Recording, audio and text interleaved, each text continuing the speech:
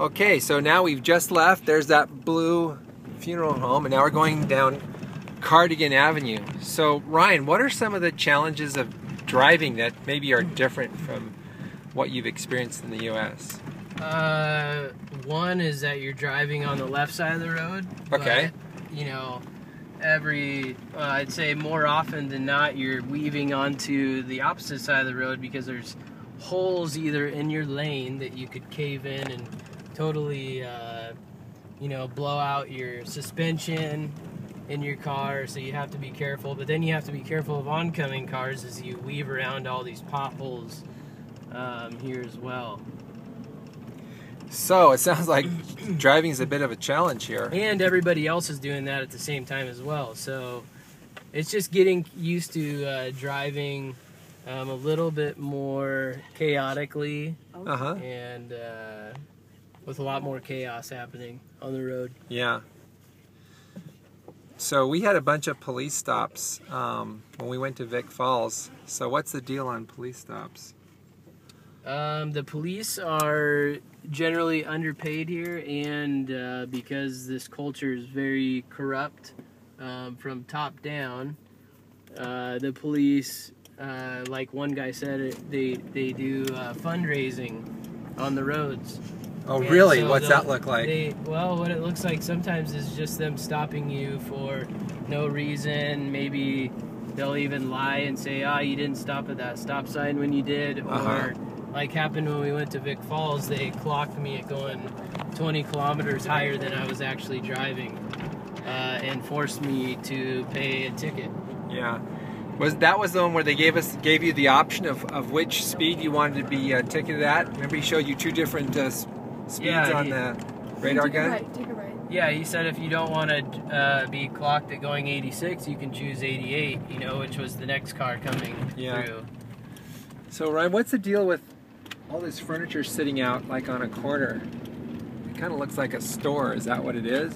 No, just there's lots of street vendors in Zim, and since the economy is in shambles, there's a lot of people just trying to entrepreneur and put their hands to work so they can survive. Yeah. Feed their families.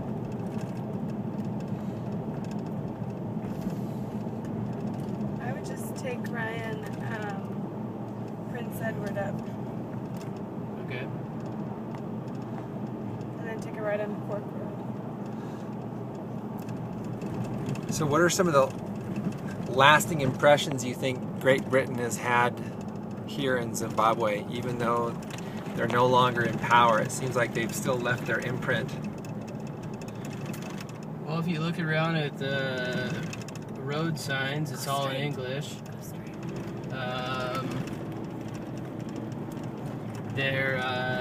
The name of their schools, the way they do school here is very Western. It's by memory and rote.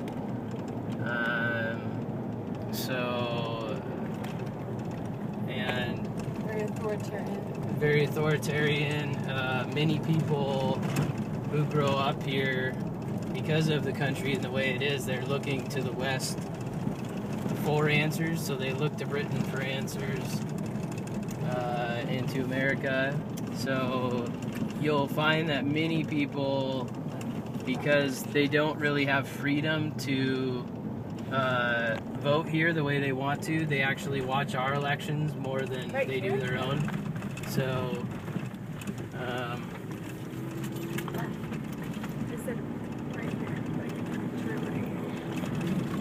what are all these silly stickers you got in your window? I see you got 4 stickers, big fat stickers in your window. What are those for? you have to register your car. You have to have an insurance sticker. You have to have a radio license. And all these are pasted on your car so that when you drive by the police stops, they can decide based on those whether they want to stop you or not. You also in your car have to carry a fire extinguisher, a triangle, and a safety vest. And anytime you get stopped by the police, they can check you and charge you $20 if you don't have that as well. And so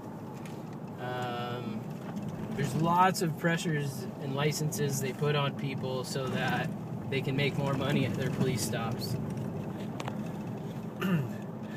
So what's going on with, like, when we drive around at night and we come up to a red light, or we come up to a light like this and it's not illuminated at all? So the lights are kind of different here, aren't they?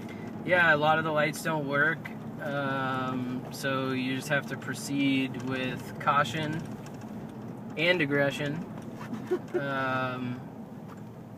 Is this the road we're turning on? Yep. Okay.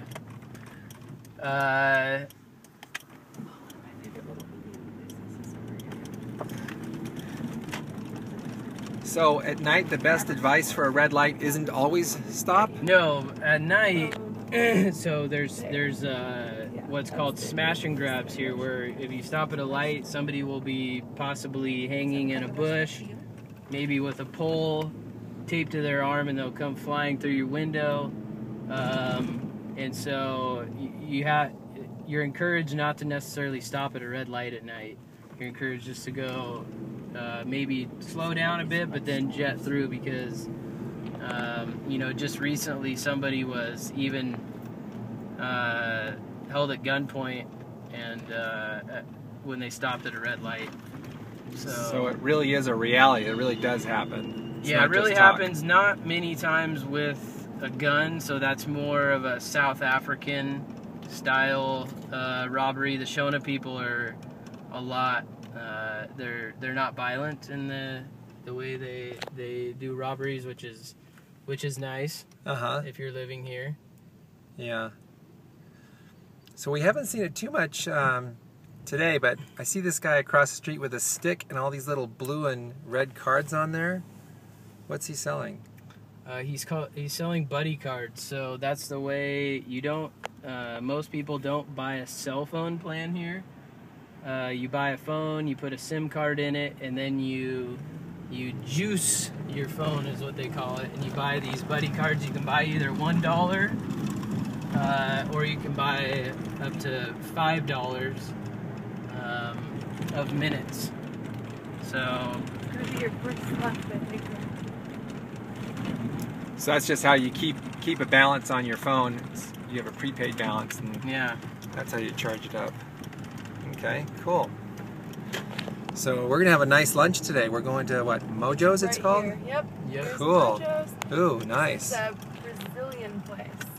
So there are some very nice places, and we're at one of them. All right. So that well. guy's the security guard who's gonna write down all our contact info. Because a lot of places like this hire security guards, even at the restaurant that you go out to eat at. All right. Well, I guess it's lunchtime. Signing off for now. See ya. See ya.